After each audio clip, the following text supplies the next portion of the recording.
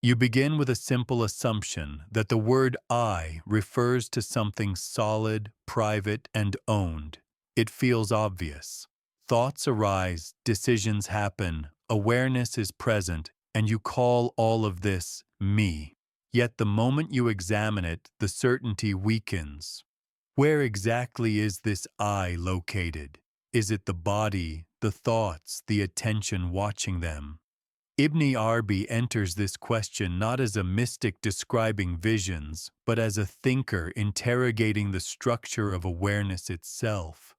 He draws attention to a Quranic statement that quietly destabilizes self-ownership.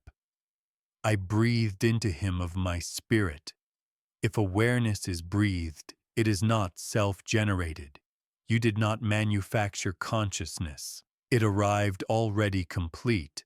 The question then becomes unavoidable. If awareness is given, who is the giver and who exactly is the one receiving?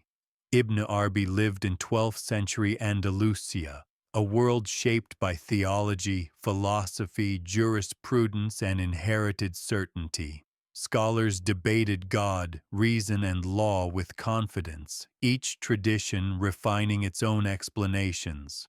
Yet Ibn Arabi noticed something subtle. Knowledge multiplied, but certainty about reality itself did not deepen in proportion. His approach was neither rejection nor rebellion. It was a careful turning of knowledge back upon itself. The Quran expresses this orientation clearly.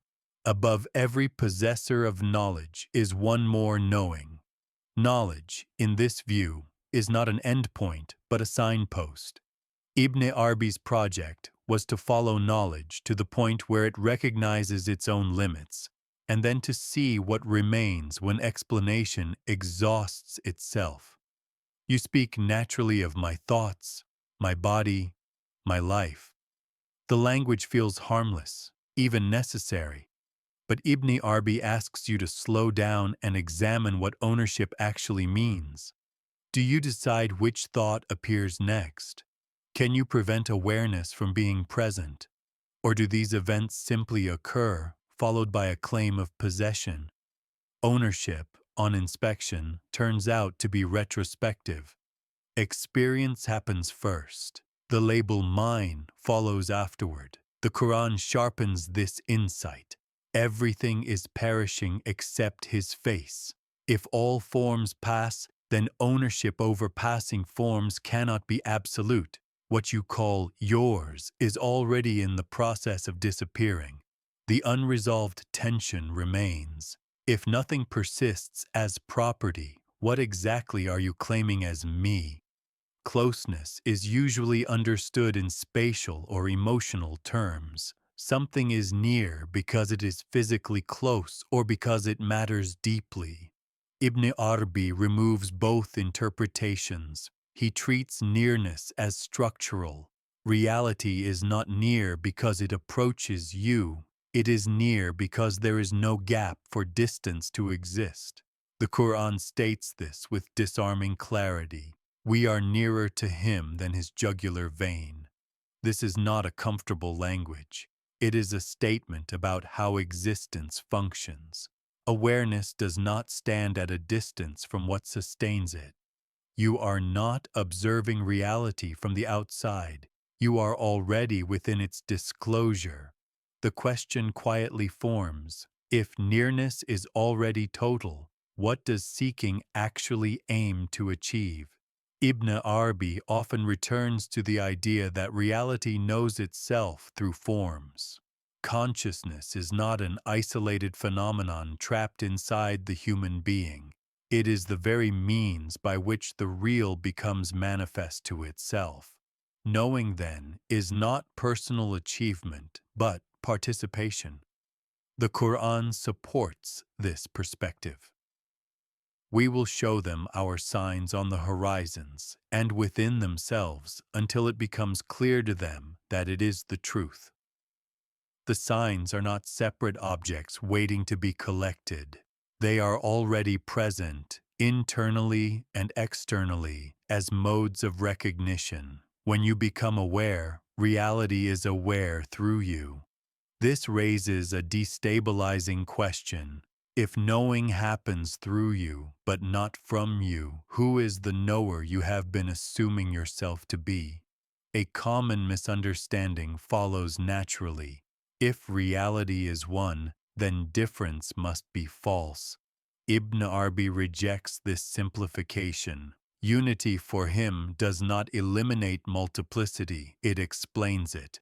Forms remain distinct, experiences differ, identities appear, but none of them possess independent being.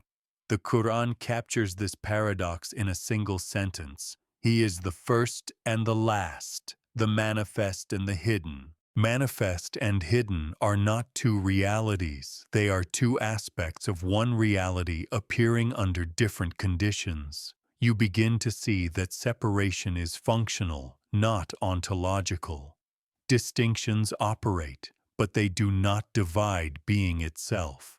The unresolved issue persists. How can difference appear so convincingly real without ever becoming truly separate? At a certain point, the one who seeks understanding becomes the object of inquiry. You notice that the search for truth assumes a seeker who stands apart from what is sought.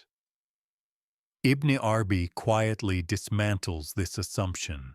If awareness is already the medium of disclosure, then the seeker is not outside the truth, moving toward it.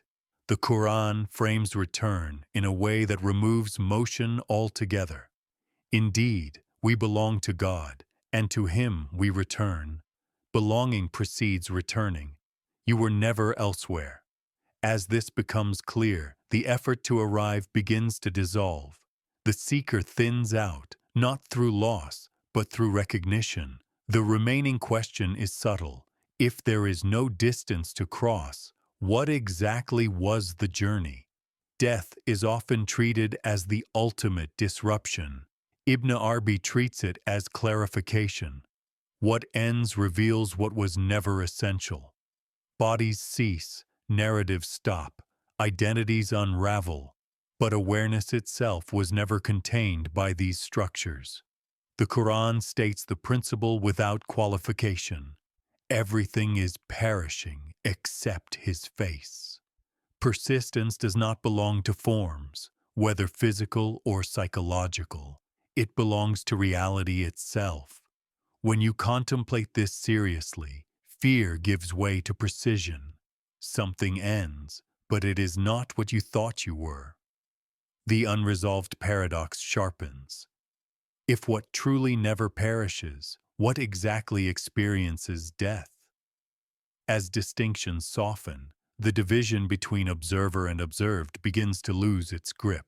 You notice that seeing does not require a central owner. Perception occurs, but the one who claims it cannot be located with certainty. Again, the Quran intervenes as reasoning, not ornament.